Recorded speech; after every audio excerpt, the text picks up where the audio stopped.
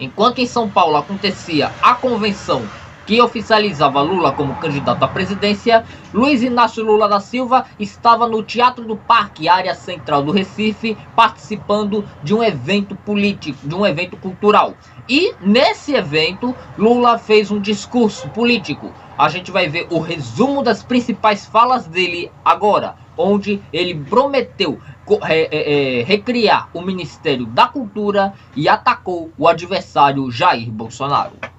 Bem, e aí vocês sabem o que é tratar da cultura, é sempre muito complicado, tem muita gente discutindo, tem meia dúzia de pessoas que às vezes tomam conta, sabe, de todo o espetáculo. Às vezes a cultura é muito dominada no eixo Rio-São Paulo, é uma coisa muito ligada às TVs mais poderosas.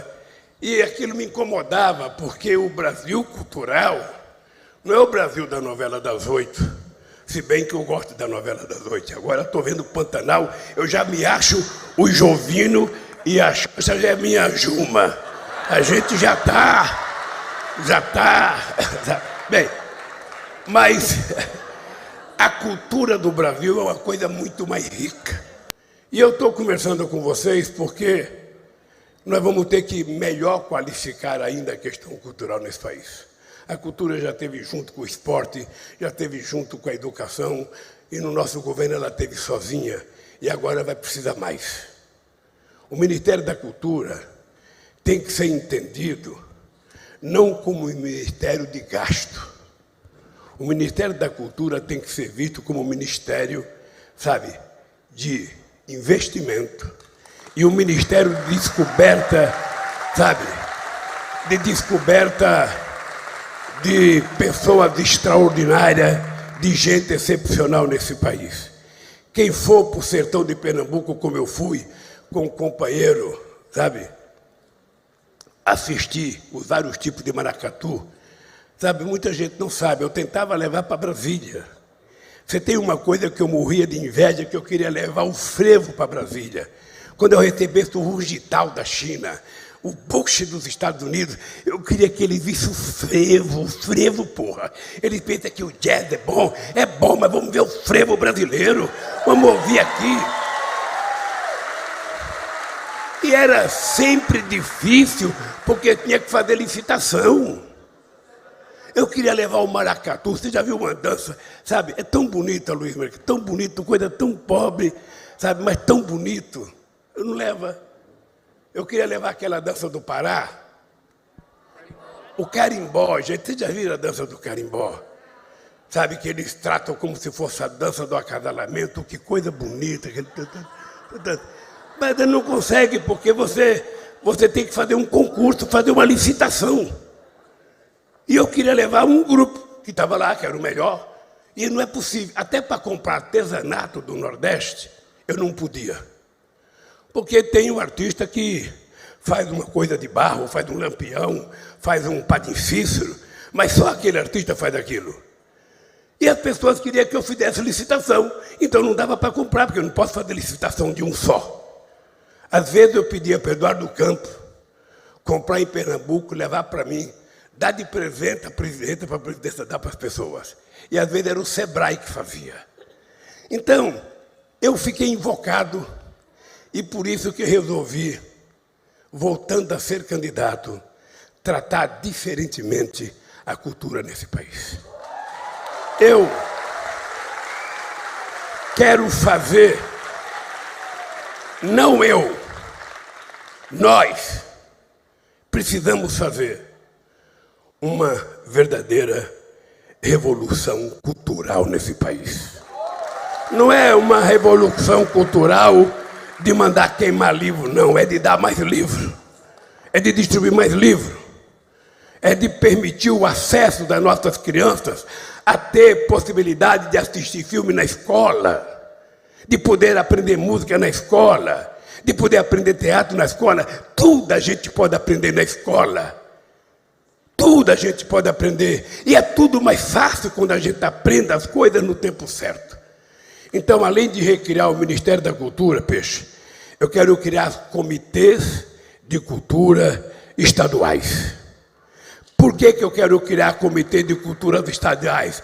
para que não haja o monopólio da cultura do centro-sul do país sobre o restante do território nacional.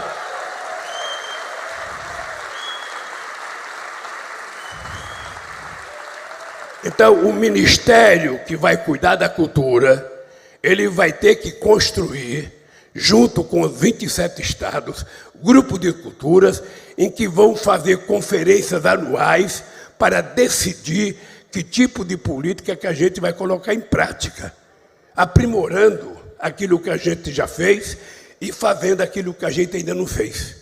E fazer com que a indústria seja um instrumento de geração, não apenas de cultura, mas um instrumento de geração de riqueza nesse país.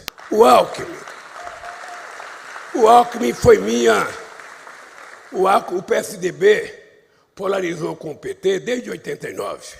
Se bem que em 89 foi o Collor que ganhou as eleições. Mas depois eu disputei duas com o Fernando Henrique Cardoso, depois disputei com o Serra, depois disputei com o Alckmin, depois a Dilma disputou com o Serra, depois disputou com o S. Foi sempre PT e PSDB. E eu disputei com o Alckmin em 2006. Eu sempre faço uma distinção do que é uma disputa política, do que é as brigas durante a campanha e a nossa convivência democrática. Eu não precisaria votar a ser candidato a presidente da República. Confesso a vocês, não precisaria.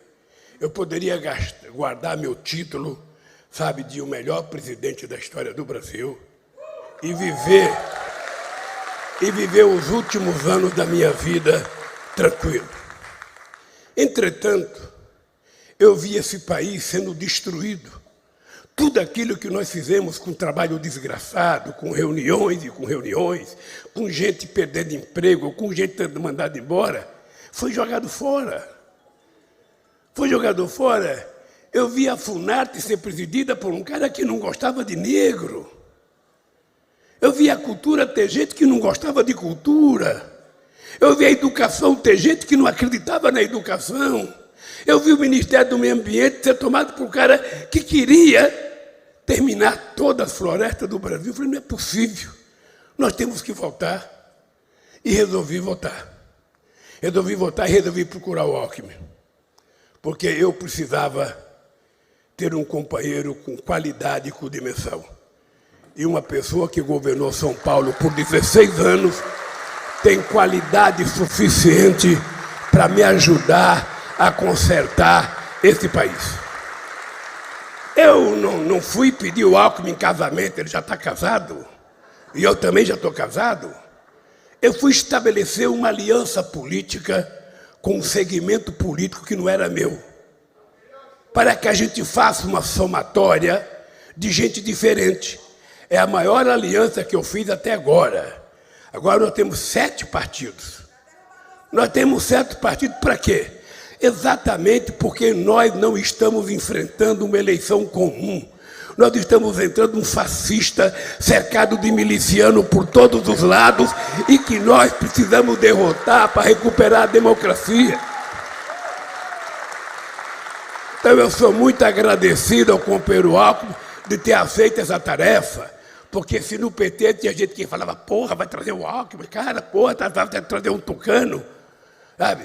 Aí, quando ele falou aquela brincadeira do chuchu, resolveu o problema. Foi ele que inventou essa do chuchu, não fui eu. Foi ele que falou, Lula, agora vamos comer Lula com chuchu. Então eu acho que foi um salto de qualidade. Eu acho que a história vai julgar algo como que nós estamos fazendo. E ela vai julgar melhor depois.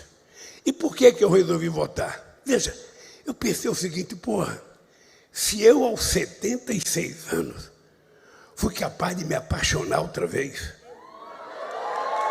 fui capaz de decidir casar outra vez, falei, porra, eu estou melhor do que antes, cara. Então esse país vai ser consertado. Esse país vai ser consertado. Esse país vai ter política de cultura de verdade. Esse país vai ter política de emprego de verdade. Esse país vai ter política ambiental de verdade. Esse país vai ter política de respeito à nossa juventude. Esse país tem que aprender que a solução da violência nos bairros não é a polícia. O que vai resolver é o Estado deixar de estar ausente onde estão os problemas. E o Estado tem que estar lá com educação, com saúde, com cultura, com lazer, com boa qualidade de vida. Eu não estou voltando para fazer a mesmice, eu quero fazer mais e quero fazer melhor. Tem tanta gente ruim que deveria uma bala perdida pegar, mas não pega, é só no pobre, que não fez nada.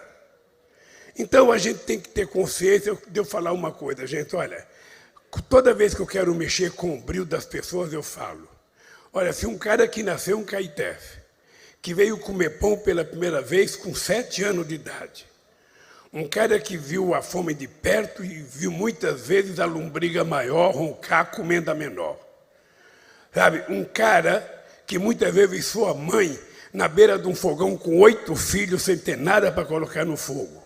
Um cara que só tem o curso primário, e pelo fato de eu ter o curso primário, um curso de torneiro mecânico, eu fui o primeiro a ter uma casa, eu fui o primeiro a ter um carro, eu fui o primeiro a ter uma televisão, eu fui o primeiro a ter uma geladeira, virei presidente do sindicato e estou aqui, forte e bonito, conversando com vocês, com uma vontade desgraçada de permitir que todas as crianças tenham o mesmo caminho que eu tive. Eu vou terminar dizendo para vocês o seguinte, creiam, companheiros e companheiras, creiam. Esse país está com um problema sério. O Brasil de hoje é pior do que o Brasil de 2003. A dívida é maior, não dívida externa, a dívida pública. A inflação está maior, o desemprego está maior, a destruição das instituições está maior, o desmonte das políticas públicas está maior, mas eu quero dizer para vocês, porque está tudo pior, eu quero dizer para vocês que eu e o Alckmin estamos melhor. A gente está melhor. A